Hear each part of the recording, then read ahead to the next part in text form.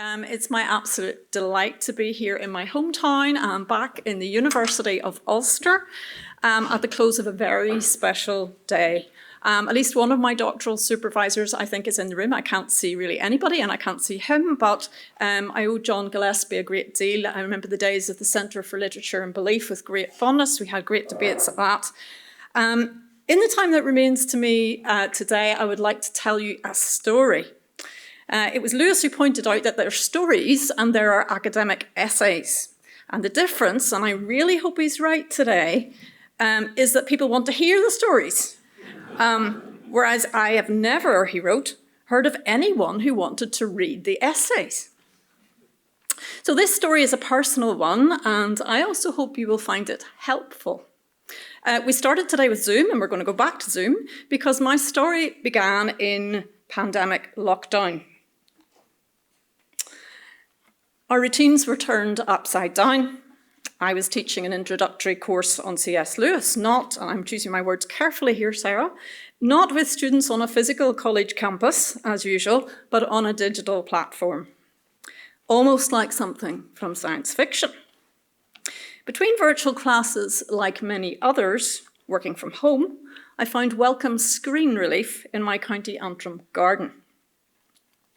As I planted and dug, tended and pruned, I listened to podcasts. And there it was that I learned about the medieval practice of florilegium. Originally, florilegium was the gathering of a literal floral bouquet. But it became the art of preserving short literary extracts like gathered treasure in a little commonplace book. Now, the weather during lockdown was kind, and I spent more time than ever walking outdoors. All through that spring, I bathed in the beauty of Ulster, this place where land meets the sea, the place C.S. Lewis also called home, a place he visited often and loved. And the flowers that grow here in my garden and also in the wild took on a new importance. They were lovely and inspiring, irresistibly beautiful and comforting. I took pictures, hundreds of them. Some of them you'll see today, along with some better pictures taken by my friends. And I created them alongside paragraphs and poems in a little blog that I called Writing Home. It soon became clear that I was not alone in my newfound fascination with things that grow. The charity Mind estimates that some 7 million of us took up gardening during the pandemic. A study by the University of California found that spending more time in gardenings was therapeutic, bringing a heightened sense of joy and reassurance. Some governments even issued green prescriptions instead of regular medication, and people wrote books about it. I especially recommend Sue Stuart-Smith's The Well-Gardened Mind. Now, what, you might ask, has all this to do with C.S. Lewis? Well, alongside my pottering in the garden and walks in County Antrim, virtual classes continued. When preparing to teach Prince Caspian, 2 sources proved formative. That year, the annual Wheaton College Hanson lectures were given virtually by Professor Kristen Page. I tuned in. Professor Page is a biologist with a deep love for the fiction of Tolkien and Lewis. Her book, The Wonders of Creation, is due to be published shortly.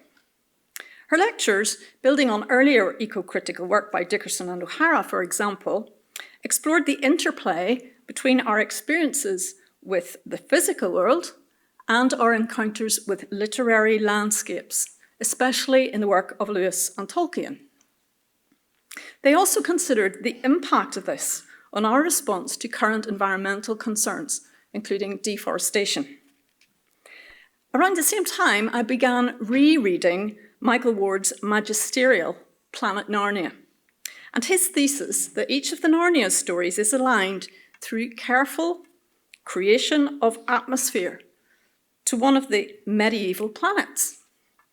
Ward points out that as a medievalist, Lewis understood the power of intricacy.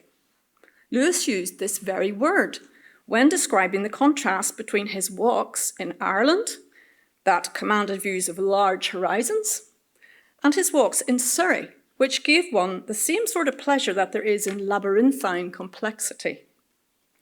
Ward's highly systematic analysis found a clear predilection for intricacy in Lewis's creation of Narnia and evidence of an organising intelligence between the superficially chaotic. If Lewis organised his planets and stars with such care, I wondered, what about the flowers? I've debated how I'm going to pronounce this. Is it flowers or is it flowers? You might hear a bit of both. As I read Lewis's work, I started to see flowers again and again. For example, the primrose appears in The Pilgrim's Regress, that remarkable book written in Ulster in the space of 2 weeks in the summer of 1933 after Lewis's conversion, dedicated to his childhood and lifelong friend Arthur Greaves. Surprised by Joy also features flowers, beginning with the early memory of his brother's toy garden and later of a flowering currant bush that evoked in Lewis's mind, or in Lewis, something akin to Milton's enormous bliss of Eden. Now, as a linguist, I'm fascinated that Lewis read so many books in French.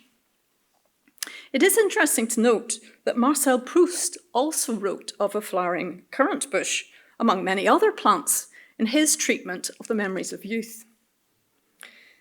The experience Lewis called joy had a lot to do with memory. Joy reminds, he wrote. Importantly for him, and I quote, nature and the books now became equal reminders, joint reminders of, well, whatever it is. Between Lewis's life in books and his life outdoors, I quote again, the mere smells are enough to make a man tipsy. Cut grass, dew-dabbled mosses, sweet peas, autumn woods. For Lewis, books about Celtic mythology were particularly green, leafy, amorous, and elusive. With so much literary and natural beauty, he was, he said, sick with desire. In the final pages of Surprised by Joy, Lewis suggests that when we are lost in the woods, the sight of a signpost is a great matter. He often found himself stopping to stare at roadside objects. Did he stop to look at the flowers then? He certainly enthused in his letters about the fuchsia and the gorse that he saw in Ulster during the Oxford vacations. But might flowers have mattered for Lewis in challenging times in life, as they had done for me during the pandemic? I asked a few friends, flowers? But they're so small. Tolkien was definitely a gardener and he liked flowers. But Lewis? Even so, I had been encouraged to persevere in gathering Lewis's little flowers. Malcolmgate, for example, has helped us understand not only that Lewis was concerned about the plight of the environment ahead of his time, but that following Blake, Lewis laboured well the minute particulars. With Blake and with Lewis, it might be possible to see a world in a grain of sand and a heaven in a wild flower. Hold infinity in the palm of your hand and eternity in an hour. Lewis did appreciate the beauty of gardens. His college in Oxford has particularly stunning grounds, and he spent time there with friends and colleagues, engaging in conversations about literature, philosophy, and faith, as we have seen, that ultimately were life-changing. Lewis also prized the natural space that surrounded his home at the kilns.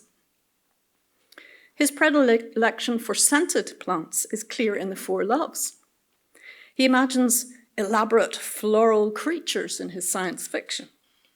And he writes of admiring homely kitchen gardens with his friend Arthur. Now, he doesn't say much about actually working in the garden himself. He does entertain us, though, and we've heard part of this story already, the story about the great knock Ulster Presbyterian turned atheist and keen gardener. He gardened even on Sundays, but on that day put on a different and slightly more respectable suit. An Ulster Scot, wrote Lewis, may come to disbelieve in God, but not to wear his weekday clothes on the Sabbath. Beyond the garden, Lewis spent many happy times walking through the countryside with family and friends, covering quite remarkable distances in Ireland with his brother Warnie. On the whole, many of the flowers that appear in Lewis's work are wild ones. When I explored Lewis's personal library at the Wade Centre in Wheaton College this summer, I didn't find any gardening manuals, but I did find this 1949 publication, Wildflowers of the Wayside and the Woodland, a history of over 700 wildflower species with coloured illustrations. And many of the flowers that I identified in Lewis's work have annotated entries in this volume. Today, as a kind of personal Lewis florilegium, I'd like to share with you a few of the floral observations that I have gathered from my own reading. And to extend the metaphor, I've organised them into 4 categories, each beginning with the letter P, each with a page of its own. My first page in the florilegium is place. There is much that is green in C.S. Lewis's work, arguably both in an ecological and a symbolically Irish sense of the word. Lewis's friend Arthur taught him to see ordinary beauty in the humble cabbage. And grass, one of the most ordinary flowers of all, so plentiful in rain-washed Ulster, plays a special role in his fiction. Grass appears at the frontiers between worlds. For example, there is Diggory's arrival from a city devoid of greenery into a new world, landing on smooth, grassy ground at the edge of a pool. Lewis depicted the horrors of destruction that he experienced in the trenches of war as a landscape of sheer earth without a blade of grass. By contrast, grassy spaces in his Narnia stories are associated with the generous and generative presence of Aslan. There is Aslan's meeting with Lucy on the circular lawn. There is his singing, which causes the valley to grow green with grass. There is the stretch of grassy land, bubbling in all directions when the lion breathed over Narnia and bid it awake. Many of the other flowers, besides grass, to which Lewis draws our attention, are equally at home in the Ulster countryside. Lewis famously declared himself to be a votary of the blue flower before the age of 6, as he gazed out from his Belfast home to the unattainable green hills beyond. Scholars, including Alistair McGrath, have rightly pointed out the role of the blue flower in German Romanticism and the concept of Sehnsucht that Lewis mentions. But the landscape of Ulster is clothed in blue flowers in early summer. Downhill Forest, not far from here, and visited by Lewis as a child, is known to be a particularly rich bluebell habitat. And it is a picture of bluebells that Lewis associated with his coming to faith that we've heard about already today. It was, he writes, almost Eden come again. There is another blue flower, less commonly visible today, that grew in great swathes across Ulster and remains to have strongly associated with it. The blue flowers of the flax are inextricably linked with the Ulster social circles in which Lewis moved. The family of Arthur Greaves, for example, drew considerable wealth from linen production. If Lewis's flowers do speak of home, and his home place of Ulster especially, this is a good time for me to say how heartening this inaugural Lewis Symposium in Ulster University really is. Biographical work by Breslin, Blakely, Alistair McGrath, Ian Wilson and others, as well as David Clare's literary criticism, have been very helpful in foregrounding Lewis's particularly Irish literary identity as an Ulsterman. And in my own life, I've been encouraged to read Lewis's work by friends who share his Ulster roots, his commitment to creativity and the intellectual life, and his Christian faith. I think of Professors John Lennox, David Gooding, and Robert Gordon, John Gillespie, to each of whom I am indebted. And I also want to thank my friend Ross Wilson, whose work helps us see Lewis's remarkable contribution in new ways, and who constantly and generously encourages the creative endeavours of fellow artists and scholars from Ulster. Malcolm Guite's work illuminates beautifully the reconciliation of the mind and the imagination that eventually Lewis found in Christ, an inspiring example for us all. Whether local to Ulster or not, Lewis's flowers paint pictures, poetic images of beauty and glory, and these deserve a page of their own in my Florilegium. "Can't you see?" asks Lucy in the last battle. "Look up, look round.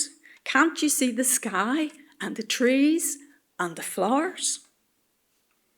Lewis, we've already heard, attributed great importance to picturing in the mind. Most famously, he wrote that the picture of a faun with an umbrella inspired Narnia.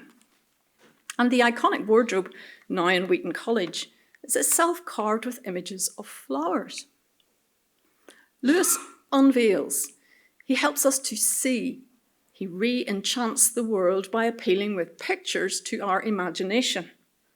He draws us towards flowers as pictures of beauty in the world around us. He restores our faculty of awe, whether we are walking with the Pevensey children through patches of warm sunlight into dense masses of flowering currant and among hawthorn bushes, or riding with Susan and Lucy across Narnia in spring through wild orchards of snow-white cherry trees, up windy slopes alight with gorse bushes, across the shoulders of heathery mountains, and down, down, down again into wild valleys and out into acres of blue flowers. Yet the flowers Lewis embeds in his fiction are not solely markers of place or pictures of beauty. Here I must take a new page in my Florilegium, for many of his flowers have a purpose that is medicinal. To use a botanical term, they are physics. Oxford has had a botanic physic garden for some 400 years, and it's situated right beside Lewis's home college. In his fictional works, there are lethally poisonous plants, such as the purple wolfsbane, the name of which is given to Peter by Aslan. And there are poisonous plants present among the horrific creatures at the stone table.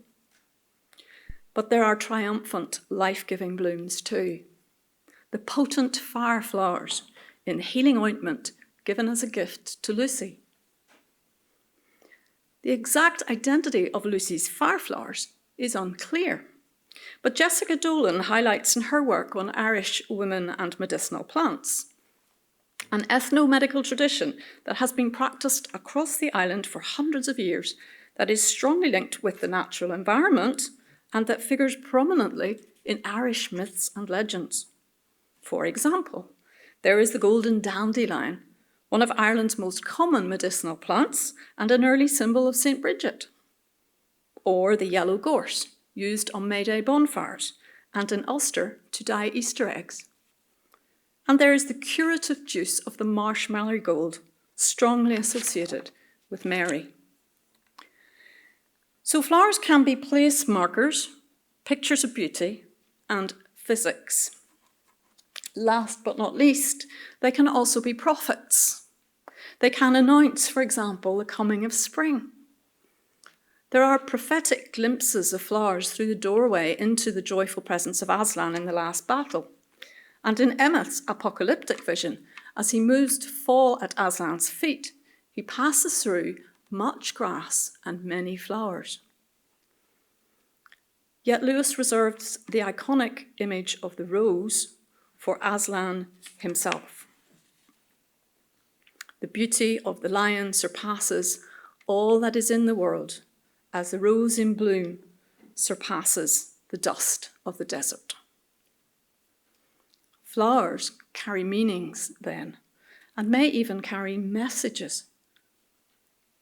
High on the list of writers with a formative influence on Lewis was the French scientist and philosopher Henri Bergson. Bergson placed great importance on vitality, and he surmised, ahead of the current curve of plant think and even plant speak, a consciousness dormant within plants that might be awakened.